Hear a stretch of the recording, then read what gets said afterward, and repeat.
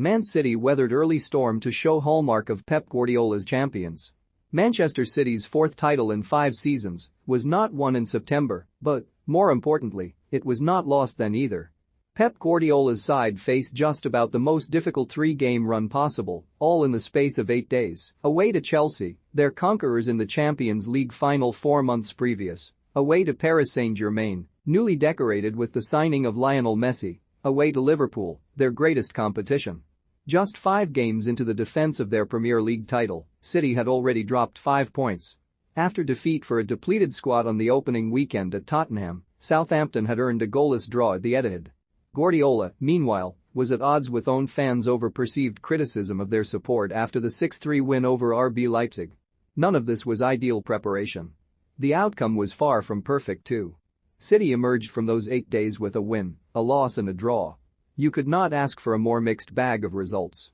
Yet while the defeat fell in a Champions League group stage that they were always likely to qualify from regardless, all 4 of the points that they picked up came domestically. Guardiola's side navigated the 2 most difficult away days of their season and came out unbeaten. Despite the other points dropped, despite the tensions between the manager and the supporters, and despite the interminable debate over their lack of a recognized striker, from that point onwards, it was hard not to believe that City had already come through one of the most challenging parts of their campaign unscathed. 2 points off the top, it was hard not to consider them favorites to get over the line in first place once more.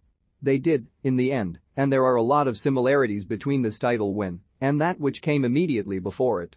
Like last season, City started a little slowly. Like last season, there was a long winning run through the winter, 12 consecutive games this time, compared to 15 last term, that laid the foundations for victory. Like last season, City scored goals despite playing without that recognized striker everyone was sure they needed. Manchester City were crowned Premier League champions on Sunday, Martin Rickett-Pa, yet there are differences too. Last season's squad was not an unhappy one, but this season's might be slightly happier. Bernardo Silva is the best example of that, as a player who looked all but certain to leave at the end of a long, grueling season played behind closed doors while in and out of lockdown. The 27-year-old was considering his options and was not the only one. Bernardo stayed, though, and pushed City forward during the autumn months. He was not the only one to reinvigorate his Etihad career. Gabriel Jesus, previously considered little more than an understudy in Sergio Aguero's shadow, has found a new position and new purpose. Aymeric Laporte wanted first-team football last summer. He found it by staying put and being patient and became City's most consistent centre-half this season. The squad is still small, which is how Guardiola likes it, but has been a little too small for comfort at times this season. The suspension of Benjamin Mendy, the January sale of the unsettled Ferran Torres, and a lack of true utility players capable of filling a range of positions left gaps that could not be easily plugged. Yet plugged they have been, without sending City's title defense off course. It was fitting, in that regard, that 3 substitutes were instrumental in the 5-minute comeback against Aston Villa that crowned City champions.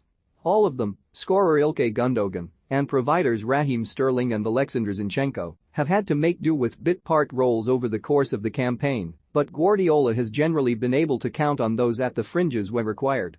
Gabriel Jesus earned a 1-0 win for Man City at Chelsea back in September, and when you are as dominant as City have been over the past decade, improvement comes at the edges. Carlos Vicens was promoted from the title-winning under-18s set-up to work on Guardiola's coaching staff with a focus on set pieces.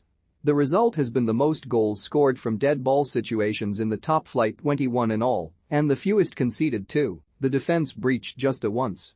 Vicens will depart this summer, having been poached to become head coach of Heracles Almelo, but the edges City have found are unlikely to be forgotten. Though not archetypal set-play merchants, it is simply another way for the best team in the country to beat you, as if Guardiola was short of those already. With this 4th title under the Catalan, only Sir Alex Ferguson's Manchester United have achieved the level of dominance City now enjoy during the Premier League era. These guys are legends. People have to admit it. They are eternal in this club, the manager of said legends declared, emotionally exhausted from the events of the final day and the 9-month slog that had preceded it.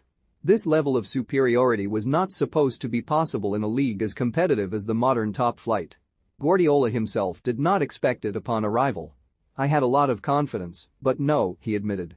Kevin De Bruyne, earned a point for Man City at Liverpool to secure a satisfactory return from a daunting run of games that has generally been the story of Guardiola's City in this league ever since that first, record-breaking 100-point title triumph 4 years ago.